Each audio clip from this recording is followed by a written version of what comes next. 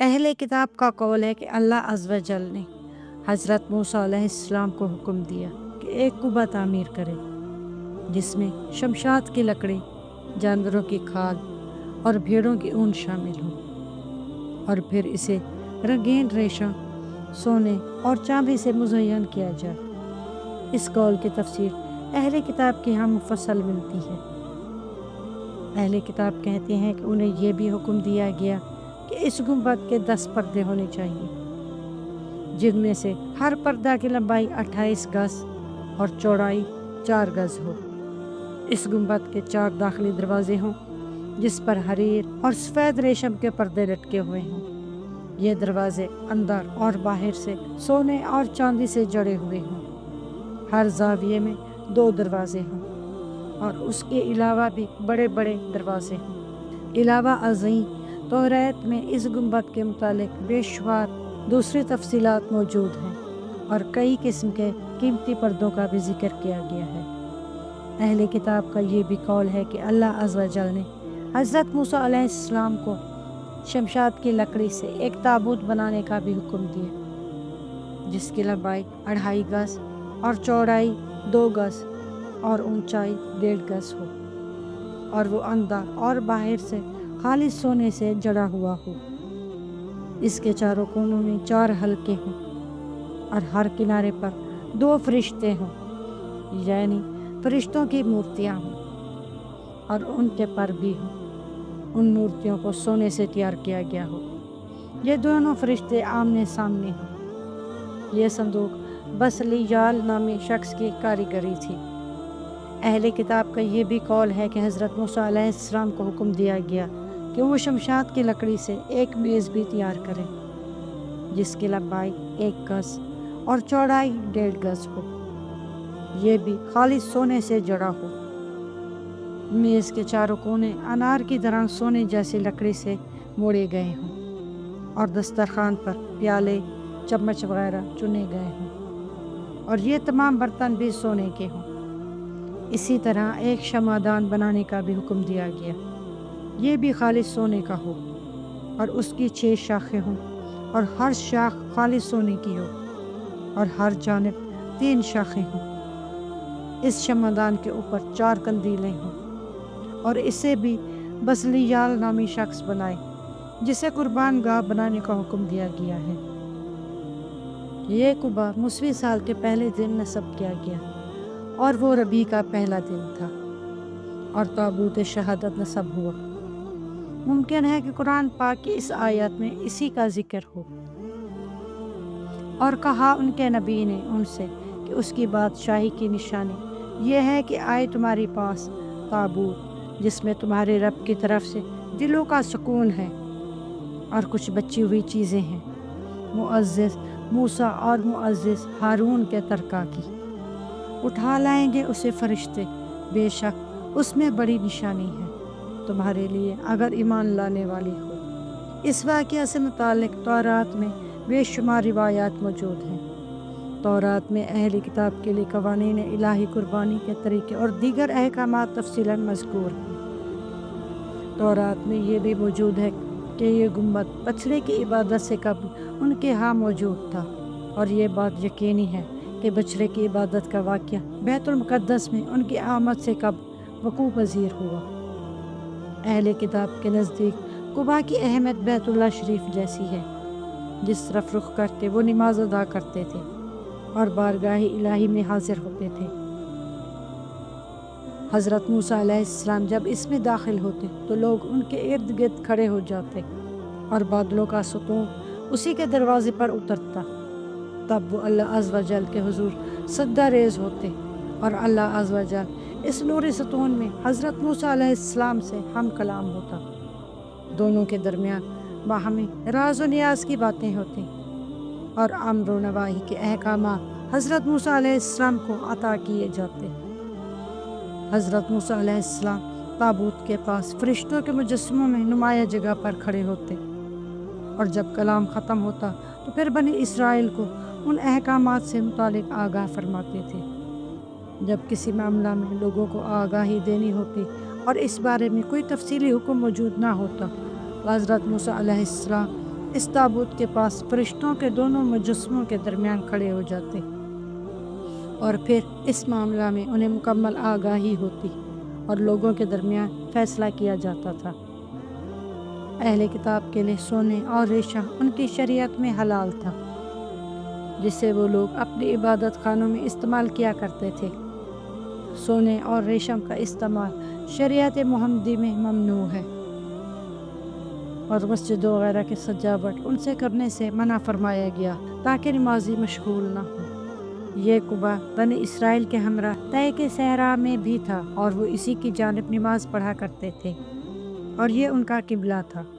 حضرت موسیٰ علیہ السلام امام ہوتے اور حضرت ہارون علیہ السلام قربانی وغیرہ کا انتظام کیا کرتے تھے۔ پھر جب حضرت ہارون علیہ السلام کا وصال ہوا اور ان کے بعد حضرت موسیٰ علیہ السلام کا بھی وصال ہوا، تو ان قربانیوں کا انتظام حضرت ہارون علیہ السلام کے اولاد کے پاس آ گیا، اور یہ فریضہ آج تک ان کے اولاد ادا کر رہی ہے۔ حضرت موسیٰ علیہ السلام کے وصال کے بعد حضرت یوشع بن نون علیہ السلام منصب نبوت پر فائز ہوئے، اور یہ وہی ہے جو بیت المقدس میں بنی اسرائیل کو لے کر داخل ہوئے۔ قبا کی تعمیر مکمل ہوئی تو اسے بیت المقدس کے نزدیک ایک چٹان پر رکھ دیا گیا۔ بنی اسرائیل اس کی جانب رخ کر کے نماز پڑھنے لگے، اور حضور نبی کریم صلی اللہ علیہ وآلہ وسلم کی آمد سے قبل تمام انبیاء کرام علیہ السلام کا قبلہ یہی رہا۔ ہجرت مدینہ کے بعد جب حضور نبی کریم صلی اللہ علیہ وآلہ وسلم کو حکم ہوا تو آپ صلی اللہ علیہ وآلہ وسلم نے تمام مسلمانوں کا رخ بیت اللہ شریف کی جانب موڑ دیا۔ بیت اللہ شریف ہی وہ جگہ ہے جس کی تعمیر حضرت ابراہیم علیہ السلام اور حضرت اسماعیل علیہ السلام نے فرمائی۔ قبلہ کی تبدیلی شعبان 2 ہجری میں نماز عصر کے وقت ہوئی۔ حضرت عبداللہ بن عباس رضی اللہ عنہ سے مروی ہے کہ حضور نبی کریم صلی اللہ علیہ وآلہ وسلم نے فرمایا کہ میں نے حضرت عیسیٰ علیہ السلام اور حضرت موسیٰ علیہ السلام اور حضرت ابراہیم علیہ السلام کو دیکھا۔ حضرت عیسیٰ علیہ السلام کا رنگ سرخ تھا، آپ علیہ السلام کے بال گھنگریالے اور سینہ چوڑا تھا۔ حضرت موسیٰ علیہ السلام کا رنگ گدمی اور جسم بھاری تھا۔ صحابہ کرام رضی اللہ عنہ نے عرض کی کہ یا رسول اللہ صلی اللہ علیہ وآلہ وسلم، حضرت ابراہیم علیہ السلام کیسے تھے؟ آپ صلی اللہ علیہ وآلہ وسلم نے فرمایا کہ آپ اپنے دوست کو دیکھ لو، پھر اپنی جانب اشارہ فرمایا۔ حضرت عبداللہ بن مسعود رضی اللہ عنہ سے مروی ہے کہ حضرت موسیٰ علیہ السلام کی جانب وحی آئی کہ حضرت ہارون علیہ السلام وصال فرمانے والے ہیں، لہٰذا آپ علیہ السلام انہیں لے کر فلاں پہاڑ کے نزدیک پہنچ جائیں۔ دونوں بھائی جب اس پہاڑ کے نزدیک پہنچے تو انہوں نے ایک درخت دیکھا، اور اس درخت جیسا درخت انہوں نے اس سے پہلے نہ دیکھا تھا۔ اس پہاڑ کے نزدیک ایک گھر بھی تھا جس میں ایک چارپائی بچھی ہوئی تھی، اور اس پر بستر بھی لگا ہوا تھا، اور اس بستر میں سے خوشبو آ رہی تھی۔ حضرت ہارون علیہ السلام نے اس گھر کو دیکھا تو حیرانگی کا اظہار کرتے ہوئے اپنے بھائی حضرت موسیٰ علیہ السلام سے کہا کہ میرا دل چاہتا ہے کہ میں اس بستر پر آرام کروں۔ حضرت موسیٰ علیہ السلام نے کہا کہ سو جائیں۔ حضرت ہارون علیہ السلام نے کہا کہ مجھے ڈر ہے کہ کہیں اس گھر کا مالک مجھ سے ناراض نہ ہو۔ حضرت موسیٰ علیہ السلام نے کہا کہ ڈریے نہیں، میں اس گھر کے مالک سے خود ہی بات کر لوں گا۔ حضرت ہارون علیہ السلام نے کہا کہ آپ علیہ السلام بھی میرے ساتھ اس بستر پر لیٹے، کیونکہ اگر گھر کا مالک آیا تو وہ دونوں پر برابر ہی ناراض ہوگا۔ حضرت موسیٰ علیہ السلام نے بات مان لی، اور حضرت ہارون علیہ السلام کے ہمراہ اس بستر پر لیٹ گئے۔ حضرت ہارون علیہ السلام نے موت کا ذائقہ محسوس کیا تو حضرت موسیٰ علیہ السلام سے کہا کہ آپ علیہ السلام نے اچھا نہیں کیا، اور پھر حضرت ہارون علیہ السلام کی روح قبض ہو گئی تو اس گھر کو ماء درخت اور بستر کے آسمانوں کی جانب اٹھا لیا گیا۔ حضرت موسیٰ علیہ السلام قوم میں واپس تشریف لائے تو لوگوں نے حضرت ہارون علیہ السلام کو ساتھ نہ دیکھ کر کہا کہ اے موسیٰ، تم نے اپنے بھائی کو قتل کر دیا۔ بنی اسرائیل جو کہ حضرت ہارون علیہ السلام کے لیے حضرت موسیٰ علیہ السلام کی نسبت زیادہ نرم گوشہ رکھتے تھے کیونکہ ان پر نرم تھے، جبکہ حضرت موسیٰ علیہ السلام قدر سخت تھے۔ حضرت موسیٰ علیہ السلام نے جب یہ بات سنی تو فرمایا کہ مجھے حیرانگی ہے کہ تم میرے بھائی کے متعلق مجھ پر الزام لگاتے ہو کہ میں نے اسے قتل کیا ہے۔ جب بنی اسرائیل کی الزام تراشیاں بڑھ گئیں تو حضرت موسیٰ علیہ السلام نے 2 رکعت نماز ادا کی اور بارگاہ الہی میں دعا کی۔ اللہ عز و جل نے اس بستر کو نیچے اتارا جس پر حضرت ہارون علیہ السلام آرام فرما رہے تھے، اور وہ زمین و آسمان کے درمیان معلق تھا۔ بنی اسرائیل نے جب دیکھا تو انہیں یقین آ گیا۔ ایک دن حضرت موسیٰ علیہ السلام اور حضرت یوشع علیہ السلام کہیں جا رہے تھے کہ سیاہ رنگ کی آندھی آئی۔ حضرت یوشع علیہ السلام نے جب آندھی کو دیکھا تو سمجھی کہ قیامت آ گئی ہے۔ وہ حضرت موسیٰ علیہ السلام سے لپٹ گئے اور کہنے لگے کہ قیامت قائم ہو گئی اور میں اللہ کے نبی کے جسم سے لپٹا ہوا ہوں۔ حضرت موسیٰ علیہ السلام اس وقت حضرت یوشع علیہ السلام کے ہاتھوں میں یوں نکل گئے کہ صرف ان کی قمیض ان کے ہاتھوں میں رہ گئی۔ حضرت یوشع علیہ السلام وہ قمیض لے کر بنی اسرائیل میں لوٹے تو وہ کہنے لگے کہ تم نے اللہ کے نبی کو قتل کر دیا ہے۔ حضرت یوشع علیہ السلام نے کہا کہ اللہ کی قسم میں نے انہیں قتل نہیں کیا بلکہ وہ میرے ہاتھوں سے چھین لیا گیا ہے۔ بنی اسرائیل نے ان کی بات ماننے سے انکار کر دیا اور ان کے قتل کا ارادہ کیا۔ آپ علیہ السلام نے فرمایا کہ اگر تم نے میری بات پر یقین نہیں کرنا تو مجھے 3 دن کی مہلت دے دو۔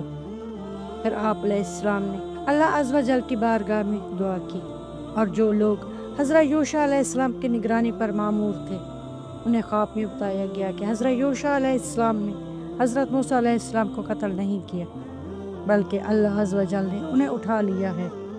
یہ خواب جب انہوں نے دیگر لوگوں سے بیان کیا تو بنی اسرائیل نے آپ علیہ السلام کو چھوڑ دیا۔ اس سے قبل ہم بیان کر چکے ہیں کہ طے کے صحرا میں حضرت موسیٰ علیہ السلام کے ہمراہ جانے والوں میں حضرت یوشع علیہ السلام اور حضرت کالب مشہور ہیں، اور حضرت کالب حضرت موسیٰ و حضرت ہارون علیہ السلام کی بہن حضرت مریم کے شوہر ہیں، اور انہی دونوں نے بنی اسرائیل کو ان ظالموں کی بستی میں داخل ہونے کا کہا تھا اور کہا تھا کہ ہم ان کا مقابلہ کر سکتے ہیں۔ حضرت وہاب بن منبع رضی اللہ عنہ سے مروی ہے کہ حضرت موسیٰ علیہ السلام کا گزر فرشتوں کے گروہ کے پاس سے ہوا تو آپ علیہ السلام نے دیکھا کہ وہ ایک قبر کھود رہے ہیں، اور اس سے زیادہ خوبصورت قبر انہوں نے پہلے نہیں دیکھی تھی۔ آپ علیہ السلام نے فرشتوں سے دریافت فرمایا کہ تم یہ قبر کس کے لیے کھود رہے ہو؟